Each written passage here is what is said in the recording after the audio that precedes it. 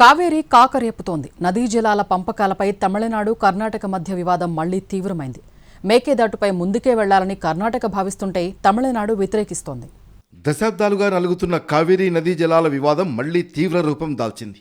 15 రోజుల పాటు ప్రతిరోజు తమిళనాడుకు 3,500 క్యూసెక్ల నీటిని విడుదల చేయాలన్న కావేరీ జలాల నిర్వహణ అథారిటీ CWMA ఆదేశాలపై కర్ణాటక తీవ్ర అసంతృప్తి వ్యక్తం చేసింది. ఇలాంటి పరిస్థితుల్లో కర్ణాటక సీఎం డీకే శివకుమార్ నేతృత్వంలో బెంగళూరులో అఖిలపక్ష సమావేశం జరిగింది. రాష్ట్ర ప్రయోజనాలను కాపాడేందుకు అన్ని రాజకీయ పార్టీలు కలిసికట్టుగా పోరాడాలని ఈ భేటీలో ఏకగ్రీవంగా తీర్మానించారు. కావేరీ జలాల వివాదంపై డీకే సర్కార్ క్లారిటీ ఇచ్చింది. రాష్ట్ర ప్రజలు, రైతుల ప్రయోజనాలను రక్షించడమే తమ తొలి ప్రాధాన్యమని చెప్పారు సీఎం డీకే శివకుమార్.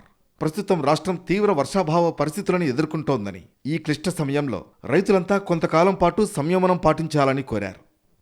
మరోవైపు కావేరీ నీటి వివాదానికి మేకదాటు ప్రాజెక్టు నిర్మాణమే శాశ్వత పరిష్కారమని అన్నారు డీకే శివకుమార్. ఈ ప్రాజెక్టు విషయంలో ముందుకు సాగుతామన్నారు.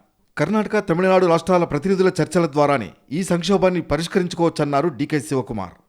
ఈ ఆల్ పార్టీ మీటింగ్లో అన్ని రాజకీయ పార్టీలు ఏకగ్రీవంగా తమ ప్రభుత్వానికి మద్దతు తెలిపాయన్నారు. కనుక కన్నడ సంఘాలు ఈ నెల 13న తలపెట్టిన రాష్ట్ర బంద్ను విరమించుకోవాలని కోరారు సీఎం డీకే శివకుమార్.